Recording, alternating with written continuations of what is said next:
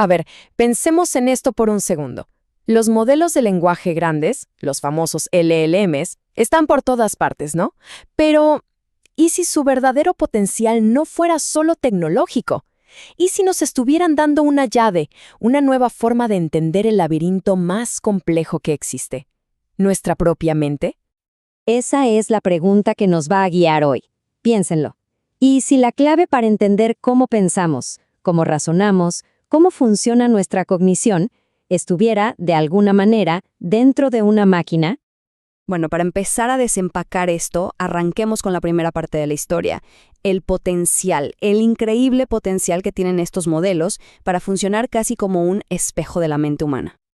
Ok, pero para que estemos en la misma página, hay un concepto clave que tenemos que entender, el modelado cognitivo. ¿Qué es eso? Pues, en esencia, es intentar crear, como un modelo a escala, una representación en una computadora de cómo funcionan nuestros procesos de pensamiento. El objetivo es poder entender y hasta predecir el comportamiento. Básicamente es como si quisiéramos dibujar un mapa de cómo pensamos. Y aquí es donde todo se vuelve realmente interesante, porque los LLMs están llevando este mapeo a un nivel completamente nuevo, una escala nunca vista.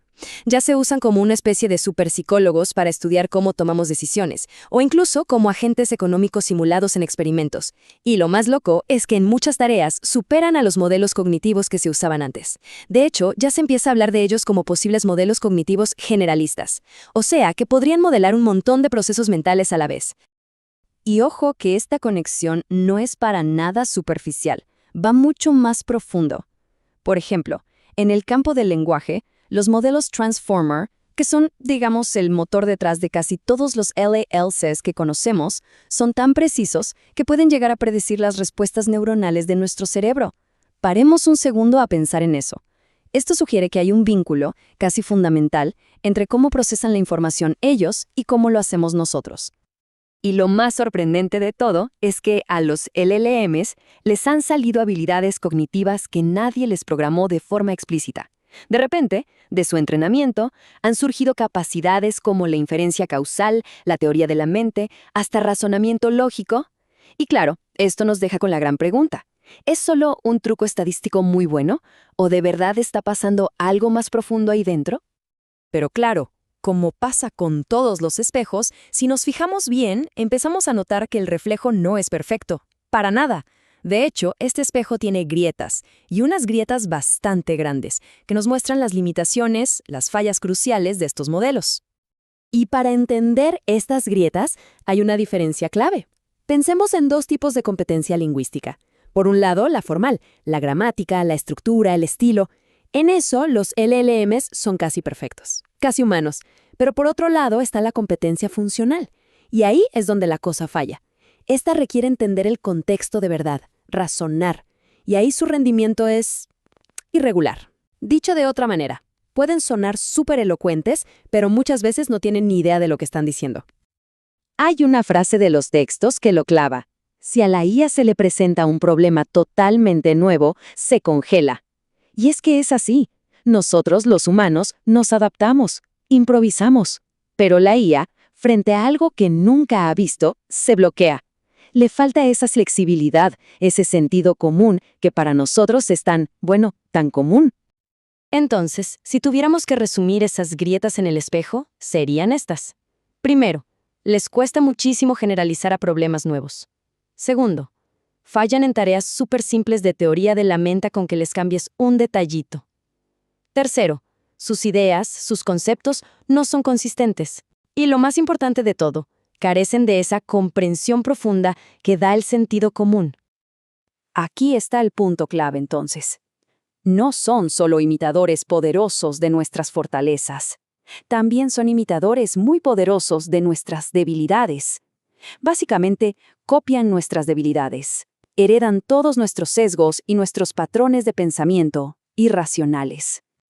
Y fíjense, porque esto es un reflejo directo de nosotros. Absorben los sesgos de los datos con los que aprenden, que, son datos humanos. Entonces vemos cosas como los efectos de encuadre, donde la forma de presentar la información cambia la respuesta. Vemos esas brechas entre confianza y competencia, muy parecido al famoso efecto Dunning-Kruger, ¿saben? Cuando alguien sabe muy poco pero cree que sabe un montón. Y por supuesto a veces simplemente confabulan, o sea, se inventan cosas que suenan súper creíbles pero que no son ciertas.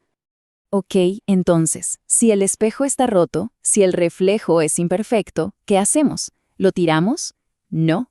Aquí es donde entramos en la última parte de este recorrido, porque la solución parece no es intentar pulir el espejo hasta que sea perfecto. La solución es construir algo totalmente nuevo. Y la idea de fondo para el futuro es esta. En lugar de usarlos solos, vamos a integrar los LLMs con otros tipos de sistemas de inteligencia artificial. El objetivo es crear un conjunto que sea mucho más robusto. Ya no se trata de hacer un mejor imitador, sino de crear una nueva clase de inteligencia. Para esto, necesitamos la otra pieza del rompecabezas, las arquitecturas cognitivas. ¿Y qué son? La mejor forma de imaginarlas es como los andamios del pensamiento. Son marcos, estructuras, inspiradas en la psicología humana, diseñadas para darles a los sistemas un razonamiento sólido, buena memoria y capacidad de aprendizaje. O sea, justo las cosas en las que los LLMs por sí solos flaquean. Entonces, ¿cómo se juntan estas dos piezas en la práctica? Bueno, se están explorando principalmente 3 caminos. El primero, el LLM como un módulo, un especialista. Imaginen un sistema grande donde el LLM es el experto en lenguaje.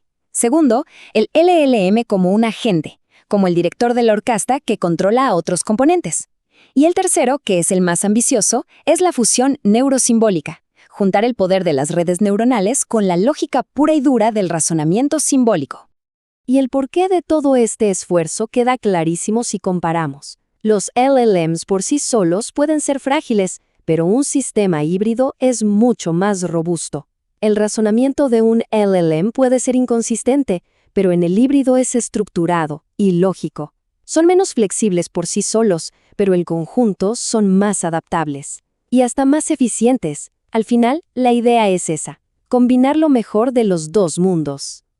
La meta final, entonces, es bastante grande. Es crear un tipo de inteligencia artificial completamente nuevo. Uno que pueda, por ejemplo, consultar bases de datos para no alucinar o inventar cosas. Uno que sea mucho más eficiente y que se adapte mejor al contexto. Y sobre todo, uno que alcance una comprensión del mundo mucho más profunda, más estructurada y al final del día, más confiable. Y con esto volvemos al punto de partida, cerrando el círculo con una última reflexión. En todo este viaje para construir mentes artificiales, para fusionar la elocuencia de los LLMs con la estructura de la lógica, ¿qué es lo que estamos aprendiendo en realidad sobre nuestra propia mente? Porque quizá al final, el descubrimiento más grande de todos no tenga que ver con las máquinas, sino con nosotros.